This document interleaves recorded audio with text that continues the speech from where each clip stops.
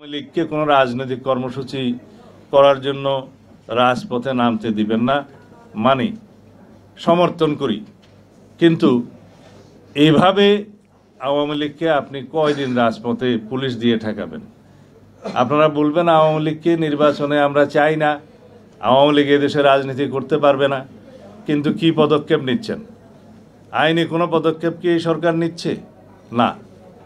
আমরা বলেছিলাম সংবিধানের ৪৭ অনুচ্ছেদ অনুসারে রাজনৈতিক সংগঠন হিসেবে আওয়ামী লীগের বিরুদ্ধে গণহত্যা এবং মানবতা বিরোধী অপরাধের জন্য বিচারের ব্যবস্থা করা হোক এবং সেই নিরিখে সংশ্লিষ্ট আইন, আন্তর্জাতিক অপরাধ আদালতের আইন সংশোধন করার আমরা দাবি জানিয়েছিলাম, এদেশের মানুষ দাবি জানিয়েছিল।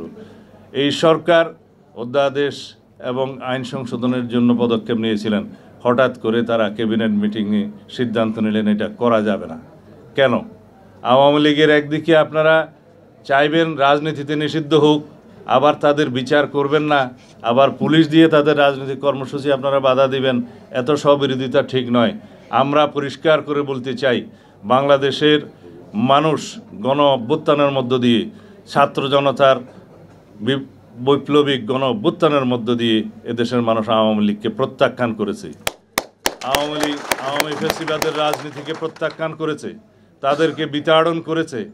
সেই আওয়ামী লীগ নামে বাংলাদেশের রাজনীতি করতে পারবে না। এই আওয়াজ আমরা এখন ওঠাচ্ছি।